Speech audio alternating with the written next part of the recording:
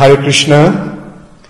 কলকাতার অনতি দূরেই গঙ্গার তীরে পানিহাটি গ্রাম, পানিহাটি নগর, শ্রী চৈতন্য মহাপ্রভু রঘুনাথ দাস গোস্বামীকে উদ্ধার করার কল্পে তিনি একটা মহোৎসবের আয়োজন করেছিলেন।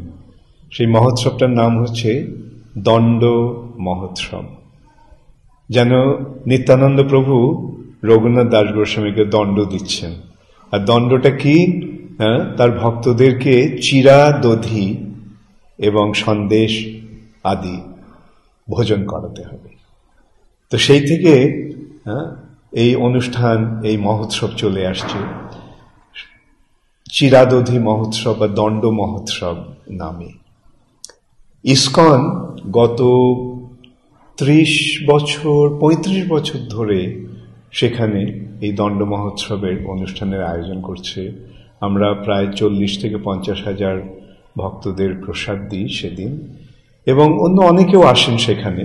হাজার হাজার লোকের সমাগম হয় সেই মহোৎসবে। এবং কালক্রমে যেহেতু এখন ইসকন পানিহাটিতে একটা মন্দির স্থাপন করেছে, তাই এই মহোৎসবটা আমাদের কাছে, ইসকনের ভক্তদের কাছে একটা নতুন রূপ নিয়েছে, যে এটা যেন আমাদের মহোৎসব। এবং যে অনুষ্ঠানটা আগে কেবল একদিন ধরে হতো, এখন সেটা ইসকন 5 দিন ধরে করবার সংকল্প করেছে। গঙ্গা সাফারি বা গঙ্গা বিহার হবে, যে ভক্তরা গঙ্গাতে ভ্রমণ করবে। এবং তারপরে শ্রবণ উৎসব হবে, হরিকথা হবে, ভগবানের কথা হবে। অনেক ভক্তরা আসবে, বিশিষ্ট ভক্তরা ভগবানের কথা, এই মহোৎসব সম্বন্ধে এবং নিত্যানন্দ প্রভু, চৈতন্য মহাপ্রভু, রঘুনাথ দাস গোস্বামী এবং রাঘব পণ্ডিত, এদের সম্বন্ধে অনেক কিছু আমাদের শোনাবেন।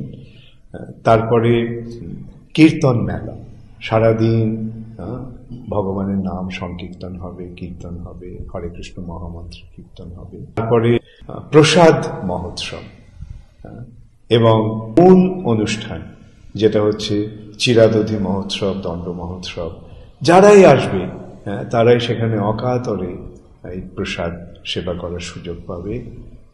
আপনারা দয়া করে এই অনুষ্ঠানে আসবেন, এই অনুষ্ঠানে যোগদান করে আমাদের অনুষ্ঠানকে সাফল্যমণ্ডিত করবেন এবং আপনাদের জীবনকেও সার্থক করবেন। এটা একটা মহাপ্রভুর এই একটা অপূর্ব সুন্দর আয়োজনে আপনারা এসে আপনাদের এই মানব জীবন সার্থক করুন, এটাই আমরা আপনাদের কাছে সকাতরে অনুরোধ করছি। হরে কৃষ্ণ।